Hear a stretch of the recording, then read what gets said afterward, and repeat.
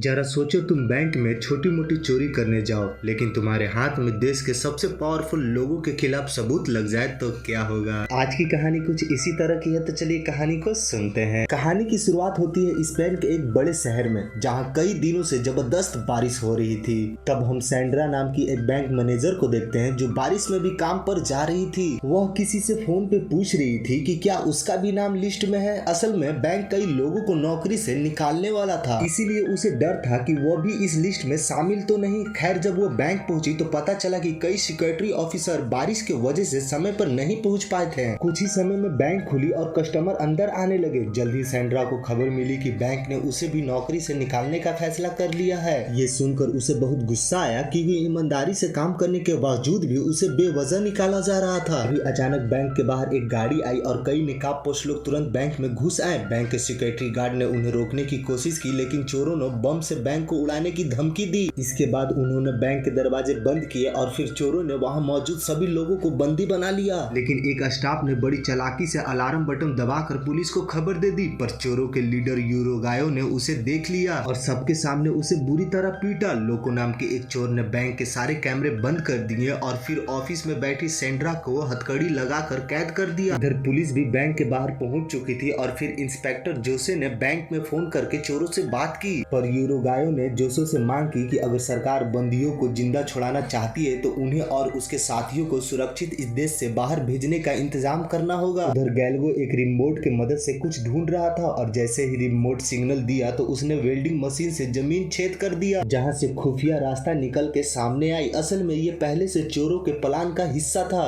चोरों के लीडर ने बस पुलिस को भटकाने के लिए प्लेन की मांग की थी। उन्होंने पहले ही ये सुरंग तैयार कर ली थी ताकि इसके जरिए भागकर वो पुलिस को चकमा दे दे। लेकिन पिछले कुछ दिन से हो रही भारी बारिश की वजह से सुरंग पूरी तरह पानी से भर चुकी थी और अब बैंक लूटकर इस रास्ते से भागना तो नामुमकिन हो चुका था। इधर चोरों के लिए काफी बुरी खबर थी, क्योंकि उनके पास बाहर निकलने के लिए इसके अलावा कोई और दूसरा रास्ता नहीं था। उधर सैंड्रा उन लोगों की बातें बड़ी गौर से सुन रही थी। तब उसने बैंक से बदला लेने और चोरों की मजबूरी का फायदा उठाने का फैसला किया। सैंड्रा ने चोरों से कहा कि वो उन्हें इस बैंक में मौजूद सबसे कीमती लॉकर का पता बता सकती है ताकि उसे लूट कर चोर जल्दी से भाग सके। लेकिन इस सब के बदले उसने कहा कि भाई देखो, थोड़ा सा शेयर तो मेरे लिए भी बनता है। पहले तो गैल्गो को लगा कि ये सैंड्रा की कोई चाल है, लेकिन जब गोलियों की धमकी पर भी उसने अपनी बयान नहीं बदली तो गैल्गो को उस पर यकीन हो गया। फिर सैंड्रा ने उस लॉकर नंबर 314 के बारे में बताया, जिसमें सोरियानो नाम के नेता के कांड का सबूत था। इस सबूत के जरिए वो देश भर में तहलका मचा सकते थे। आखिरकार गैल्गो ने डील के मुताबिक एक लॉकर से हीरे निकाल कर सैंड्रा को दिए। उधर सोरियानो के लिए काम करने वाला एक आदमी फैरान को खबर मिली कि उनके पार्टी के ही किसी आदमी ने सोरियानो के खिलाफ कुछ सबूत इकट्ठा कर रखे हैं और तो और उन्हें छुपाया भी उसी बैंक में गया है। अगर ये सबूत दुनिया के सामने आ गया तो सोरियानो के साथ साथ वो सब भी खतरे में पड़ जाएंगे। लेकिन ऐसा उस लॉकर में था क्या, ये कोई नहीं जानता। अब उन्हें किसी भी हालत में ये सबूत को हासिल करना था, वो भी पुलिस को खबर किए बिना। फैरान के कुछ करने से पहले ही चोरों की टीम ने लूट का सारा सामान और लॉकर से वो सबूत लेकर सुरंग में छलांग लगा दिए। लेकिन अफसोस, पानी का बहाव इतना तेज था कि आगे बढ़ना नामुमकिन हो रहा था। इसी वजह से उन सबके चेहरे पर पकड़े जाने का खौफ साफ साफ दिखाई देने लगा। आखिरकार मजबूरन वो वापस बैंक में लौट आए, पर तब तक फैरान ने पुलिस को बैंक में घुसकर चोरों को मारने का आदेश दे दिया था। उधर इंस्पेक्टर होजो को समझ नहीं आ रहा था कि आखिरकार पुलिस वाले किसके ऑर्डर पर काम कर रहे हैं। तब तक फैरान पुलिस के साथ चोरों पर हमला करने वाला ही था कि अचानक जिम्मी नाम के एक और नेता ने उसे इस मिशन को बंद करने का ऑर्डर दिया। फिर उसने फैरान और बाकी मेंबर को बताया कि चोर यूरोगायो को बैंक में चोरी करने के लिए उसने ही भेजा है। असल में जिम्मी को लॉकर में मौजूद उस सबूत के बारे में पता चल गया था, इसीलिए उसने यूरोगायो के जरिए उसे हासिल करने का प्लान बनाया। लेकिन ये सब सुनकर उसके साथी भड़क उठे, क्योंकि जिम्मी सबूत को उन सब के खिलाफ भी तो इस्तेमाल कर सकता था।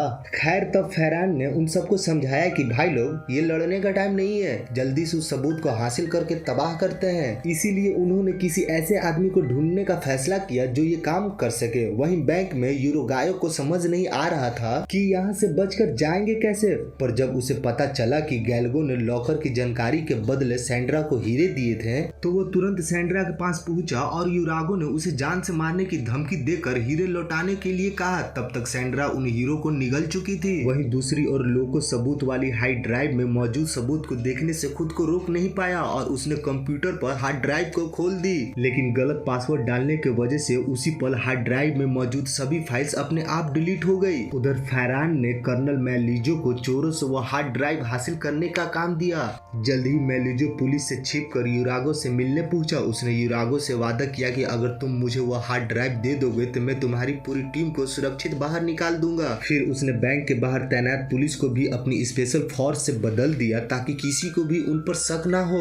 उधर यूरागो के पास कोई और रास्ता नहीं था तो आखिरकार वो मान ही गया। कुछ ही देर बाद जब उसे पता चला कि लोगों के गलती की वजह से सबूत की सारी फाइल्स डिलीट हो गई है तो वो गुस्से से तिलमिला उठा। खैर अब उनके पास मेलिजो की बात मानने के अलावा और कोई चारा नहीं था, इसीलिए वो प्लान के मुताबिक हार्ड ड्राइव को लेकर दरवाजे तक पहुंच गए। वहां मेलिजो की टीम के आदमी तैनात थे, लेकिन उन्हें देखकर लोगों को उन पर शक हो गया। वो समझ गया कि मेलिजो उन सबको यहीं मारकर हार्ड ड्राइव हासिल करना चाहता है। अचानक दोनों टीम्स में जबरदस्त गोलीबारी शुरू हो गई और आखिरकार चोरों को जान बचाकर वापस बैंक में लौटना पड़ा। यूरोगायो को मेलिजो की चाल पर बहुत गुस्सा आया, लेकिन मेलिजो ने कहा कि उनके पास अब खुद को पुलिस के हवाले करने के अलावा और कोई दूसरा रास्ता नहीं है। ये सब सुनकर यूरोगायो और गैलगो काफी घबरा गए क्योंकि उन सब की ये पहली डकैती थी और वो सब किसी न किसी मुसीबत के चलते ही ये काम कर रहे थे। पर तभी गैलगो के दिमाग की बत्ती जली और उसने कहा कि हार्ड ड्राइव से फाइल डिलीट हो गई है, ये हम जानते हैं लेकिन और कोई तो नहीं जानता ना।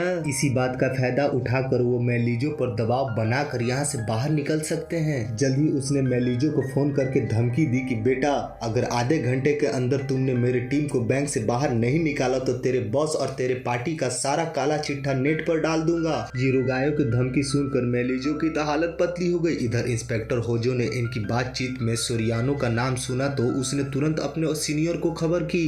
असल में सोरियानो वही नेता था जिसे कुछ साल पहले कत्ल के जुर्म में जेल होने वाली थी, लेकिन बाद में अचानक उसे बरी कर दिया गया था। लेकिन अब फाइनली ये खुलासा होता है कि सोरियानो ने अपनी पार्टी के खिलाफ सबूत इकट्ठा करके हार्ड ड्राइव में रखे हुए थे और इसी चक्कर में वह उनका दामाद बनकर बैठा था और कोई उसे छेड़ नहीं सकता था। इसी दबाव के चलते पार्टी ने उस पर एक्शन भी नहीं लिया और उसे जेल से भी रिहा करवाना पड़ा। उधर फेरानो यूरागो से बात करने पहुंचा तो यूरागो ने उसे हार्ड ड्राइव की कोई भी वीडियो दिखाने से साफ इनकार कर दिया। इससे फेरान समझ गया था कि दाल में जरूर कुछ काला है, लेकिन जब तक हार्ड ड्राइव यूरागो के हाथ में थी तब तक मेलिजो कोई भी खतरा लेने के लिए तैयार नहीं था। उधर होजो ये पता लगाने में जुट गया कि आखिर नॉर्मल पुलिस वालों को स्पेशल फोर्सेस से किसने बदला। तब जाके उसे पता चला कि इसके पीछे मेलिजो का ही हाथ था। उधर मेलिजो ने चोरों को एयरपोर्ट ले जाने के लिए एक बस का इंतजाम किया, लेकिन असल में तो वो पूरी बस को बॉम्ब से उड़ाकर चोरों के साथ साथ हार्ड ड्राइव को भी नष्ट करने का प्लान था। पर गैलोगो मेलिजो से भी साथ ही निकला। उसने सोचा कि अगर वो मेलिजो की जगह होता तो चोरों को इतने आसानी से बचकर जाने नहीं देता, इसीलिए उसे शक हो गया था कि इसमें भी उसकी कोई जरूर चाल होगी। फिर उसने कहा कि जब तक उनके पास पार्टी के काले छिट्टे से भरी ये हार्ड ड्राइव है तब तक उनका कोई भी कुछ नहीं बिगाड़ सकता। हालांकि ये हार्ड ड्राइव खाली थी, लेकिन फिर भी उनके जरिए ये पार्टी को ब्लैकमेल कर रहे थे। इसी दौरान फैरान को अपनी जासूसों से खबर मिली कि यूरागो ने तो सबको बेवकूफ बनाया है क्योंकि असल में अब हार्ड ड्राइव में कुछ है ही नहीं। पर वो ये बात भूल गया था कि होजो भी वहीं मौजूद था। अब होजो ने फटाफट ये खबर अपने ऑफिसर को दे दी और इधर इतनी बड़ी गलती करने पर मेलिजो फैरान पर भड़क गया। पर अब वो कुछ नहीं कर सकते थे क्योंकि तब तक सारे चोर बैंक से बाहर निकलकर बस की ओर चल पड़े थे और अब बस कुछ ही देर में धमाका होने वाला था कि लेकिन फिर खुलासा होता है कि असल में वो चोर नहीं बल्कि आम लोग थे जिन्हें चोरों ने अपने कपड़े पहनाकर बस की ओर भेजा था। चोर तो अपनी लूट का माल लेकर एक बार फिर से सुरंग की रास्ते निकल पड़े थे। खुशकिस्मती से बारिश रुकने की वजह से सुरंग का पानी कम हो गया था और आखिरकार वो सब तैरकर सुरंग पार कर गए। जब तक मेलिजो की टीम उन्हें पकड़ने बैंक तक पहुंची तब तक वो सब कपड़े बदल कर रेलवे स्टेशन तक पहुंच गए थे। इसी दौरान मेलिजो और फैरान को खबर मिली कि उनकी पार्टी की काली करतूतों की बात पूरे देश भर में फैल चुकी है। असल में इंस्पेक्टर होजो ने मीडिया को खबर दे दी थी कि जिम्मी, फैरान और मेलिजो ने किसी खास हार्ड ड्राइव को हासिल करने के लिए बैंक में डकैती को अंजाम दिलवाया। वहीं दूसरी ओर यूरोगायो, गेलेगो, बाकी साथियों सुरक्षित अपने अपने रास्ते निकल गए थे। अब उन्हें किसी बात का कोई डर नहीं था क्योंकि वो जानते थे कि जब तक उनके पास वो हार्ड ड्राइव है तब तक कोई उनका कुछ नहीं बिगाड़ सकता। अगर कहानी पसंद आई तो वीडियो को लाइक कर देना और चैनल को सब्सक्राइब कर देना। मिलते हैं अगले वीडियो में।